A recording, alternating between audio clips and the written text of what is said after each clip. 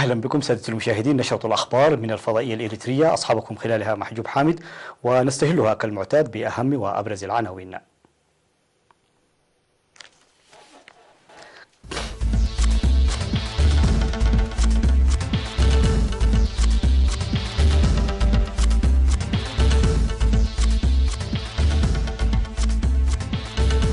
مدرسة أروطة للطب العام وطب الأسنان تخرج دفعة جديدة. وضع خطة لتنفيذ البرامج الإصحاحية الأهلية بالجنوبي.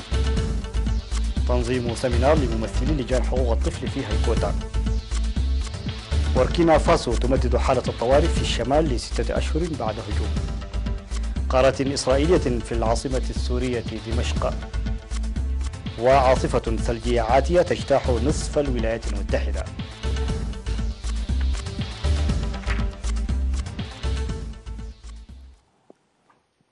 مرحبا بكم إلى تفاصيل النشرة.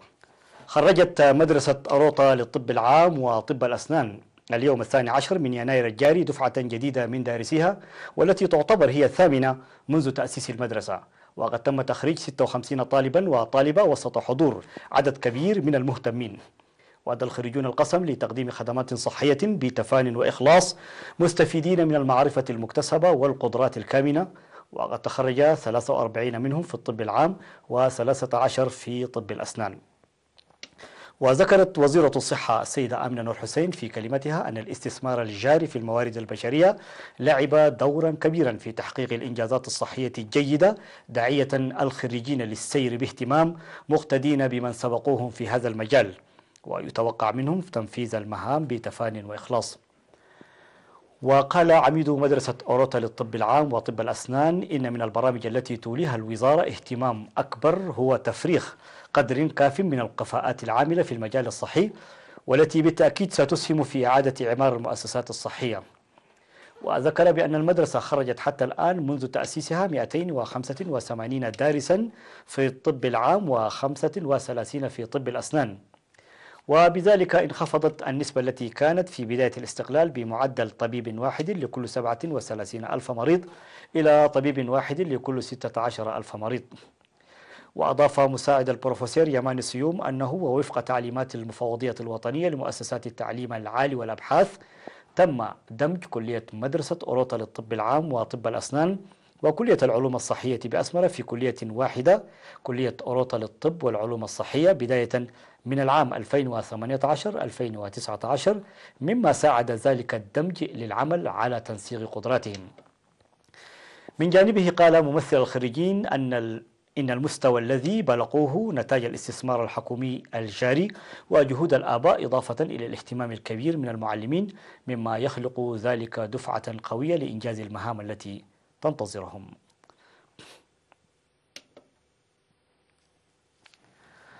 وضع مكتب الصحة في الإقليم الجنوبي بالتعاون مع شركائه من أقسام إدارة الإقليم خطة عمل لتنفيذ البرامج الإصحاحية الأهلية. وفي الاجتماع الذي عقد في 10 و11 من يناير الجاري في مدينة مندفرة، شارك فيه مسؤولي الجهات المعنية. وضع برنامج قيادي مجدول بالزمان والمكان يساعد لإدخال النظافة الأهلية العامة وخاصة دورات المياه.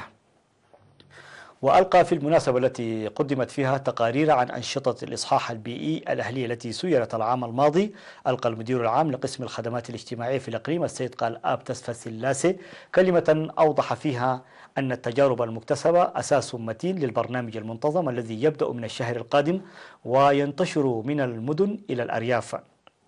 من جهته قال مسؤول مكتب الصحة بالإقليم الدكتور أمانيل محرت آب إن الدراسات الجارية أكدت بأن عدم استخدام النظافة البيئية والشخصية اللازمة سبب رئيسي ل50% من الأمراض المعدية في منطقتنا، منوها إلى أن تعزيز وعي المواطنين في ضرورة استخدام دورات المياه وغسل الأيادي مسؤولية تتطلبها المرحلة.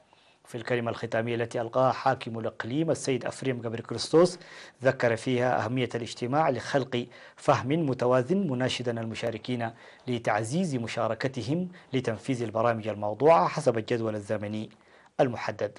هذا وقد تم تنفيذ عدد من هذه البرامج حتى الآن يصل إلى 257 قرية فقط من أصل 1024 قرية في الإقليم.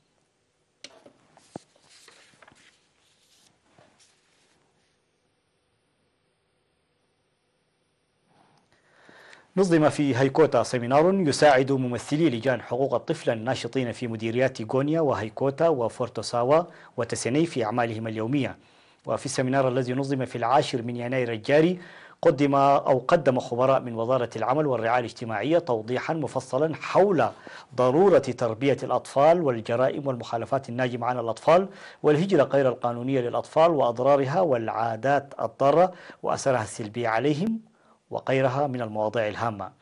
وصرح كل من مسؤول مكتب العمل والرعاية الاجتماعية في إقليم القاش بركة السيد أيوب كيداني والمدير التنفيذي في مديرية هيكوتا السيد سقاي مبرهتو عن منح الاهتمام الأكبر للحفاظ على حقوق الطفل ومكافحة الجرائم والمخالفات التي تحدث على الأطفال بوعي عال، مشيرين إلى إجراء جهود حثيثة لتعزيز السيمينارات الهادفة لتقوية دور لجان حقوق الطفل والمجتمع المدني ونشرها حتى مستوى إدارات الضواحي. من جانبه ذكر مسؤول قسم الخدمات الاجتماعية في القاشبرك السيد فرانكو كوبابا باعتبار أن الأطفال هم مستقبل الوطن، ذكر الأسر لكونها الجزء الأساسي من المجتمع العمل المنسق للحفاظ على حقوق الأطفال وتنشئتهم على الأخلاق الحميدة. من جهتهم ناشد المشاركون للتركيز على تنشئة الأطفال بالأخلاق الحميدة والصفات الجيدة لتنشئة شباب أكفأ. في إطار الجهود الجارية لضمان سلامة الأمومة والطفولة وتأكيد الخدمات الصحية المتوازنة والمنسقة، حققت المهام الجارية في ضاحية حشيشاي بمديرية حقات نتائج جيدة. وأشار مسؤول عيادة حشيشاي الممرض منصور أبو بكر في اللقاء الذي أجراه مع وكالة الأنباء الإريترية إن العيادة وإضافة إلى الخدمات الصحية التي ساعدت سكان مناطق حشيشاي وغوليا وشنغين وبادوب وشالآب على استثمار الوقت والطاقة من المتاعب، ساهمت في تقديم خدمات صحية وتنظيم سمينارات وحملات توعية بهدف رفع الوعي، مما خلق ذلك ارتياح في أوساط السكان.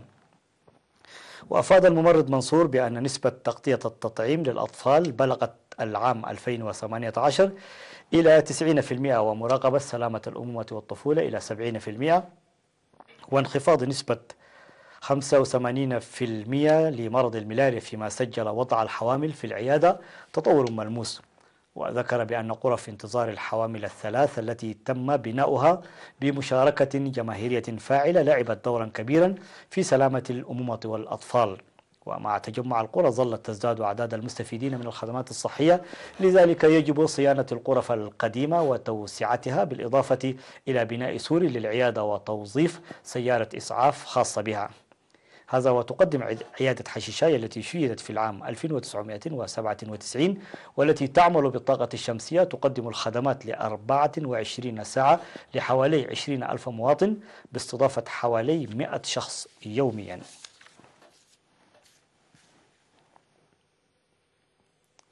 قدمت دعوة للدفع بالأعمال الجارية لتنشيط مؤسسات المرافق الخدمية في مدينة عصب.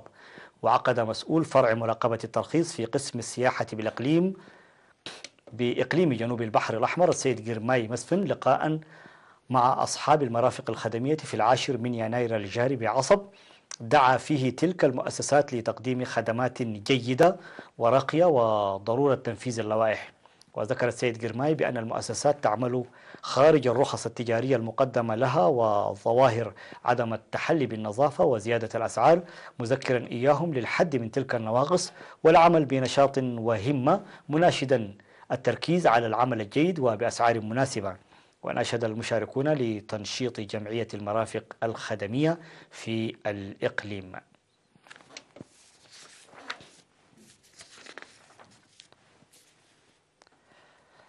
أجرى مكتب الشرطة في مديرية نقفة سمينارا لرفع معرفة الطلاب القانونية ووعيهم وتعزيز دورهم في مكافحة الجرائم والمخالفات. وقدم قائد شرطة المديرية المقدم هبتوم منقستئاب في السمينار الذي أجري لطلاب مدرسة وين الداخلية توضيحا مفصلا حول الجرائم ومكافحتها بالنظر إلى القانون والثقافة. وذكر المقدم هبتوم بأن الشباب الذين لم ينشئوا على الأخلاق الحميدة ولم يرثوا أيضا قيم مجتمعهم لا يستطيعون تأكيد مستقبل حياتهم، داعيا إلى تعزيز دور المجتمع والآباء في إبعاد الشباب من تناول المكيفات الضارة وتشجيعهم للاستفادة الجيدة من الفرص المتاحة في اكتساب المعرفة الأكاديمية والمهنية. من جانبه قال مسؤول تحري الجرائم السيد قبري متهن سهاية إن عدم معرفة القانون لا تعفي عن المساءلة، موصيا إياهم على المتابعة الجادة للسمينارات القانونية وتعزيز تعاونهم مع الشرطة. وذكر الطلاب أهمية السمينارات القانونية وحملات التوعية المنتظمة من أجل تعزيز معارفهم في هذا الشأن، مبدين رأيهم لبدء تلك السمينارات من رياض الأطفال لتكون أكثر فعالية، داعين على استمراريتها بشكل واسع. كان ذلك حصيلة أنباؤنا الداخلية. فاصل قصير ونوافيكم بالأنباء العالمية، كونوا معنا.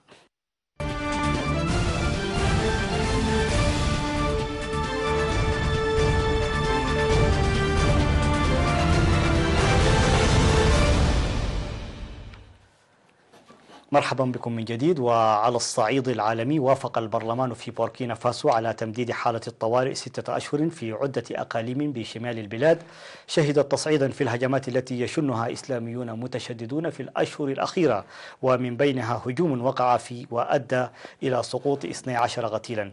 وقالت الحكومة إن أحدث هجوم شنه أكثر من 30 متشددا على بلدة جاثليكي في إقليم صوم قرب حدود مالي. وقال 2 من سكان جاثليكي لرويترز إن المهاجمين أطلقوا الرصاص وأضرموا النار في متاجر بالبلدة. وفرضت بوركينا فاسو حالة الطوارئ في 31 من ديسمبر بعد أن قتل متشددون 10 من أفراد الأمن في هجوم واحد. وتدهور الوضع الأمني في بوركينا فاسو مع سعي المتشددين، ومن بينهم كثيرون مقرهم في مالي، لزيادة نفوذهم عبر الأدخال التي ينعدم فيها الأمن بمنطقة الساحل الواقعة جنوب منطقة الصحراء مباشرة.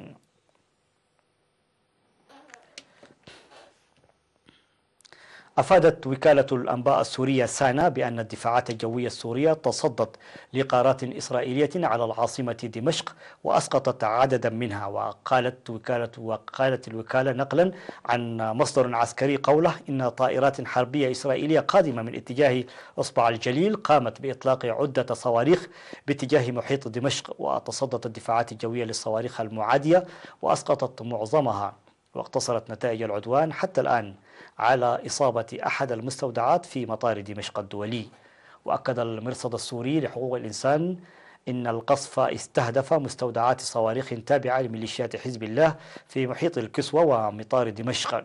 وفي الأشهر الأخيرة قصفت إسرائيل بشكل متكرر منشآت عسكرية للنظام السوري أو لحلفائه قرب العاصمة السورية.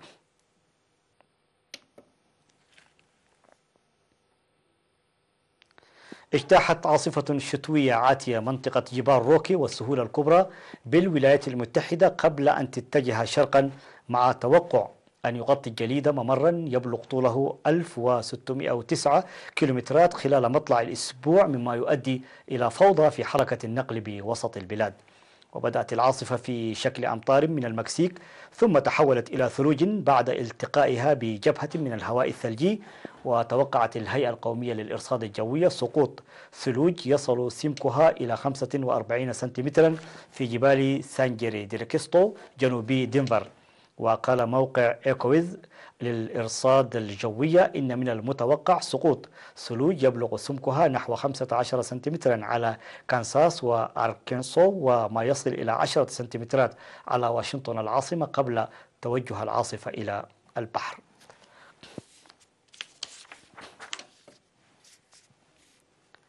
قال علماء إن درجة حرارة المحيطات ترتفع بشكل أسرع من التقديرات السابقة لتصل إلى مستوى قياسي جديد خلال عام 2018 في اتجاه يدمر الحياة البحرية. وأوضح العلماء أن القياسات الجديدة التي أخذت بالاستعانة بشبكة دولية مكونة من 3900 عوامة منشورة في المحيطات منذ عام 2000 تظهر ارتفاعا أكبر في درجات الحرارة منذ عام 1971 يفوق تقديرات الأمم المتحدة الأخيرة للتغيير المناخي في عام 2013. ويقول الغالبية العظمى من علماء المناخ إن القارات الناجمة عن الأنشطة البشرية تؤدي إلى ارتفاع درجة حرارة الغلاف الجوي، وتمتص المحيطات الجزء الأكبر من هذه الحرارة، ويجبر ذلك الأسماك على الهرب إلى مياه أكثر برودة. وتعتزم نحو 200 دولة التخلي عن الوقود الحفري خلال القرن الحالي بموجب اتفاق باريس للمناخ الذي جرى التوصل إليه عام 2015، وذلك للحد من ظاهرة الاحتباس الحراري. ويسعى الرئيس الأمريكي دونالد ترامب الذي يرغب في أن تزيد بلاده من استخدام الوقود الحفري للانسحاب من الاتفاق عام 2020.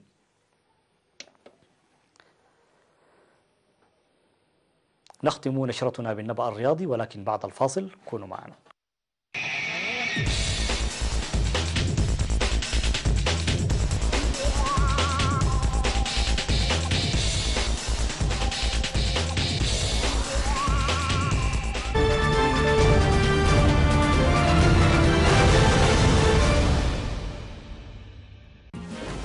سلام كبرات عزبتي مدب كب طجها بحرنا